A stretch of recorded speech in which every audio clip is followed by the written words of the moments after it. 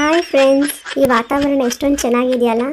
ಬಣ್ಣದ ಹೂಗಳು ಮತ್ತೆ ಹಚ್ಚ ಹಸಿರು. ಇದನ್ನ ಸ್ಪ್ರಿಂಗ್ ಸೀಸನ್ ಅಂತ ಕರೀತಾರೆ, ಅಂದ್ರೆ ವಸಂತ ಋತು.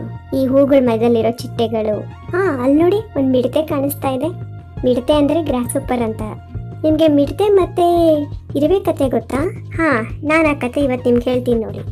ಈ ಮಿಡತೆ ಇದೆಯಲ್ವಾ, ಗ್ರಾಸ್ ಸೂಪರ್, ಇದಕ್ಕೆ ದಿನವಿಡೀ ಹೂಗಳು, ಬಣ್ಣಗಿರೋ ಹೂಗಳನ್ನ ನೋಡಿಕೊಂಡು ಎಂಜಾಯ್ ಮಾಡಿಕೊಂಡು ಹಾಡು ಹೇಳ್ಕೊಂಡು ತಿರ್ಗೋ ಹವ್ಯಾಸ ಅದಕ್ಕೆ.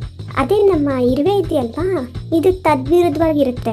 ಅದು ಯಾವಾಗಲೂ ಅಷ್ಟೇ ಊಟ ಹುಡ್ಕೊಂಡು ಅಲ್ಲಿ ಇಲ್ಲಿ ಓಡಾಡ್ತಾ ಇರುತ್ತೆ. ಒಂದೊಂದ್ಸರಿ ಮಿಡತೆ ಬಂದು ಕೇಳ್ತಿರುತ್ತೆ, ಏ ಫ್ರೆಂಡ್ ಇರುವೆ ಬಾರೋ, ಇಬ್ಬರು ಸೇರಿಕೊಂಡು ಚೆನ್ನಾಗಿ ಓಡಾಡಿಕೊಂಡು ಈ ಹೂಗಳನ್ನೆಲ್ಲ ನೋಡಿಕೊಂಡು ಬರೋಣ ಅಂತ ಕರೆದ್ರೆ ಇರುವೆ ಒಪ್ಪೋದೇ ಇಲ್ಲ. ಏನೋ ಇವತ್ತಿನ ನೋಡ್ಕೊಂಡ್ಬಿಟ್ರೆ ಆಗ್ಬಿಡತ್ತಾ? ಮುಂದೆ ಬರ್ತಾ ಇದೆಯಲ್ವಾ ಚಳಿಗಾಲ, ಅವಾಗೇನು ಮಾಡೋದು ಅಂತ ಹೇಳುತ್ತೆ. ನಮ್ಮ ಮಿಡತೆ ಹೇಳುತ್ತೆ, ಇಲ್ಲ ಹಂಗೇನಾಗೋದಿಲ್ಲ ಬಿಡು, ಏನಾದರೂ ಒಂದು ಇದ್ದೇ ಇರುತ್ತೆ ತಿನ್ನೋದಕ್ಕೆ, ಅದಕ್ಕೋಸ್ಕರ ಇವತ್ತನ್ನ ನಾವು ವೇಸ್ಟ್ ಮಾಡೋಕ್ಕಾಗತ್ತಾ, ಬಾ ಎಂಜಾಯ್ ಮಾಡೋಣ ಅಂತ ಕರೆಯುತ್ತೆ. ಆದರೆ ಇರುವೆ ಒಪ್ಪೋದಿಲ್ಲ.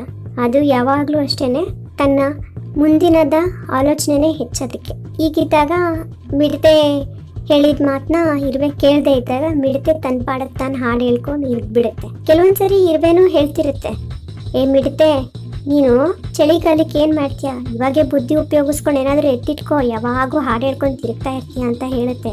ಆದರೆ ಮಿಡತೆ ಕೇಳಬೇಕಲ್ವಾ, ಹೋಗಪ್ಪ, ನಿನ್ನ ಥರ ಇದ್ಬಿಟ್ರೆ ಅಷ್ಟೇ, ನಾವು ಇವತ್ತು ಎಂಜಾಯ್ ಮಾಡಬೇಕು, ನಾಳೆ ಇರ್ತೀವೋ ಇರೋಲ್ವೋ, ಏನು ಯೋಚನೆ ಮಾಡೋದಿದೆ, ಬಾ ಬಂದು ನನ್ನ ಜೊತೆ ಹಾಡು ಹೇಳು, ನೀನು ಚೆನ್ನಾಗಿರ್ತೀಯ ನಾನು ಚೆನ್ನಾಗಿರ್ತೀನಿ ಅಂತ ಕರೆಯುತ್ತೆ. ಆದರೆ ಇರುವೆ ಒಪ್ಪೋದಿಲ್ಲ. ಈಗ ವಸಂತ ಋತು ಕಳೀತಾ ಚಳಿಗಾಲ ಬಂದ್ಬಿಡ್ತು. ಎಲ್ಲ ಕಡೆನೂ ಎಲೆಗಳೆಲ್ಲ ಉದುರು ಬಿಟ್ಟಿದೆ, ಮರಗಳಲ್ಲಿ ತಿನ್ನೋದಕ್ಕೆ ಏನು ಸಿಗ್ತಾನೆ ಇಲ್ಲ. ನಮ್ಮ ಮಿಡತೆ ಇವಾಗ ಹುಡ್ಕಾಡ್ತಾ ಐತೆ ಏನಾದರೂ ತಿನ್ನೋಣ ಅಂತ, ನೋಡಿದ್ರೆ ಏನು ಸಿಗ್ತಾನೆ ಇಲ್ಲ. ಆಗ ನಾವು ನೋಡ್ತೀವಿ ಇರುವೆ ತನ್ನ ಮನೆಯಲ್ಲಿ ಬೆಚ್ಚಿ ಕೂತ್ಕೊಂಡು ಊಟ ತಿಂದ್ಕೊಂಡು ಆರಾಮಾಗಿದೆ. ಆದರೆ ನಮ್ಮ ಮಿಡತೆ ಮಾತ್ರ ಎಲ್ಲ ಕಡೆ ಊಟಕ್ಕೋಸ್ಕರ ಅಲೀತಾ ಇದೆ. ಅದು ಒಂದ್ಸರಿ ಬಂದು ಇರುವೆನ ಕೇಳೇ ಬಿಡುತ್ತೆ, ಏನಾದರೂ ಇದ್ರೆ ಕೊಡಪ್ಪ ತಿನ್ನೋದಕ್ಕೆ ಅಂತ. ಆಗ ಇರುವೆ ನೆನಪಿಸುತ್ತೆ, ಮರ್ತೋಗ್ಬಿಟ್ಟೇನೋ ಅವಾಗ ಹೇಳ್ತಾ ಇದ್ದಿದ್ದು, ಹಾಡು ಹೇಳ್ಕೊಂಡು ಎಂಜಾಯ್ ಮಾಡೋಣ ಅಂತ ವಸಂತ ಕಾಲದಲ್ಲಿ, ಇವಾಗ ಹೋಗು, ಈ ಚಳಿಗಾಲದಲ್ಲೂ ಹೋಗಿ ಎಂಜಾಯ್ ಮಾಡು, ಯಾರು ಬೇಡ ಅಂತಾರೆ ಅಂತ. ಆದರೆ ಮಿಡತೆ ಮಾತ್ರ ಅಯ್ಯೋ ಏನೋ ಹಿಂಗೆ ಅಂದ್ಬಿಟ್ಟೆ ಅಂತಾನೆ.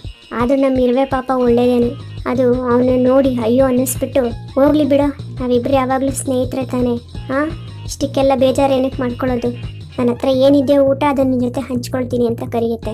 ಈ ಇರುವೆಯ ಒಳ್ಳೆತನ ಮತ್ತು ಅದರ ವಿಶಾಲವಾದ ಮನೋಭಾವನ ನೋಡಿ ನಮ್ಮ ಮಿಡತೆಗೆ ಬೇಜಾರಾಗ್ಬಿಡುತ್ತೆ. ಈ ಇರುವೆಗಿಂತ ಚಿಕ್ಕವನಾಗ್ಬಿಟ್ನಲ್ವಾ ನಾನು ಅಂತ ಅನಿಸುತ್ತೆ. ಆಯಿತು, ಇನ್ಮೇಲಿಂದ ನಾನು ಈ ಇರುವೆಯಿಂದ ಒಂದು ಪಾಠ ಕಲ್ತಿದ್ದೀನಿ. ನೋಡೋ ಫ್ರೆಂಡ್, ಇನ್ಮೇಲೆ ವಸಂತ ಕಾಲ ಬಂದಾಗ ನಾನು ನಿನ್ನ ಜೊತೆ ಕೂತ್ಕೊಂಡು ಸ್ವಲ್ಪ ದುಡಿತೀನಿ, ಎತ್ತಿಡ್ತೀನಿ, ನೀನು ಅಷ್ಟೇ ಒಂದು ಸ್ವಲ್ಪ ಕಾಲ ನನ್ನ ಜೊತೆ ಎಂಜಾಯ್ ಮಾಡು, ಎಂಜಾಯ್ ಮಾಡ್ದಿರೇ ಇದ್ರೆ ಚೆನ್ನಾಗಿರಲ್ಲ ಅಂತ ಹೇಳುತ್ತೆ. ಆಗ ಇಬ್ಬರೂ ಒಬ್ರಿಗೊಬ್ರು ಅರ್ಥ ಮಾಡಿಕೊಂಡು ಫ್ರೆಂಡ್ಸಾಗಿ ಉಳ್ಕೊಳ್ತಾರೆ ಮತ್ತು ಒಬ್ಬರಿಂದ ಒಬ್ಬರು ಒಂದೊಂದು ವಿಷಯನ ತಿಳ್ಕೊಳ್ತಾರೆ.